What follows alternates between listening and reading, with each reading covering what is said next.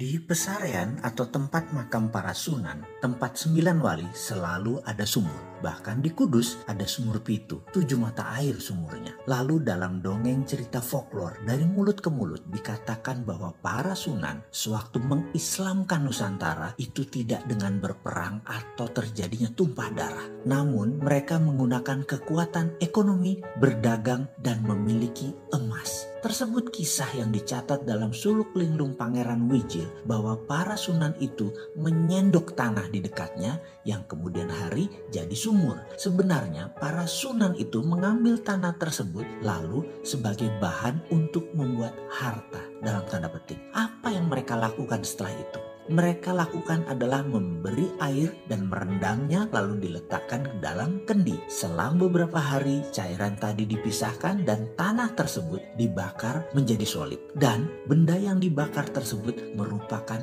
ingot atau dore dengan kadar emas antara 14 sampai 22 karat. Yang dalam cerita turun-temurun ternyata cairan tadi adalah bakteria. Atau kalau dalam bahasa modern dalam ilmu patologi itu adalah bioengineering. Para sunan memisahkan unsur logam tadi menggunakan bakteria. Para sunan melaksanakan bioengineering jauh sebelum dunia mengenal mikroba, virus, bakteri, di mana mereka menyebutnya dengan istilah lelembut. Saking halus dan kecilnya, ini bukan makhluk halus seperti jin, setan, dan segalanya. Ini adalah makhluk kecil super nano yang bekerja menurut hukum alam. Inilah yang menjadi kunci sukses bermain di bidang metalurgi yang harus dicari oleh generasi anak bangsa Nusantara, kekayaan ilmu teknologi logam. Osmium misalnya, benda logam yang berat jenisnya lebih berat dari besi namun selalu oily, licin. Kalau osmium diproduksi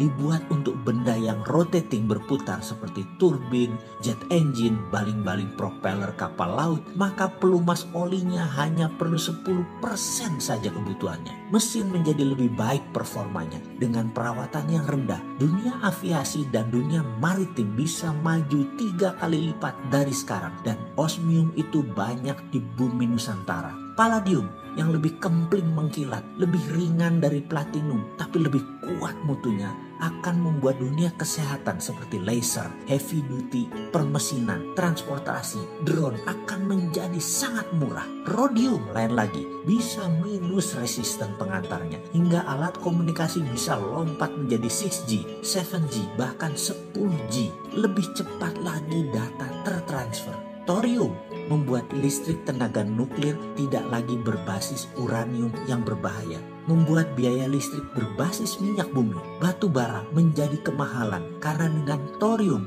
per kilowatt hour hanya $0,3, jauh di bawah harga batu bara yang $0,8 dan jauh di bawah gas yang $1,1 untuk energi listrik. Semua itu adalah budaya metal. Mulai dari metal biasa, metal tanah jarang atau rare earth, hingga precious group metal. Semua ada di tanah air tercinta ini. Sebelum melangkah jauh, kita merenung sejenak, menengok apa yang para sunan sudah lakukan untuk anak cucunya, untuk bangsa Indonesia. Bukan hanya nikmat agama Islam, namun budaya luhur, budaya logam dia wariskan untuk kita. Untuk menjadi yang terdepan, warisan beliau-beliau tersebut harus kita pertahankan. Inilah strategi SWF, Sovereign Wealth Fund, berbasis natural resources capital yang selalu didengungkan oleh si bosman yang sok keminter ini. Menggunakan kekuatan kedaulatan sovereign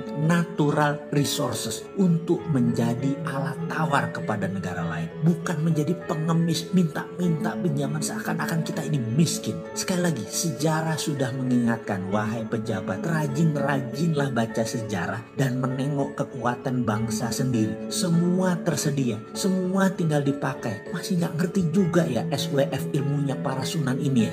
Ngobrol dong kita.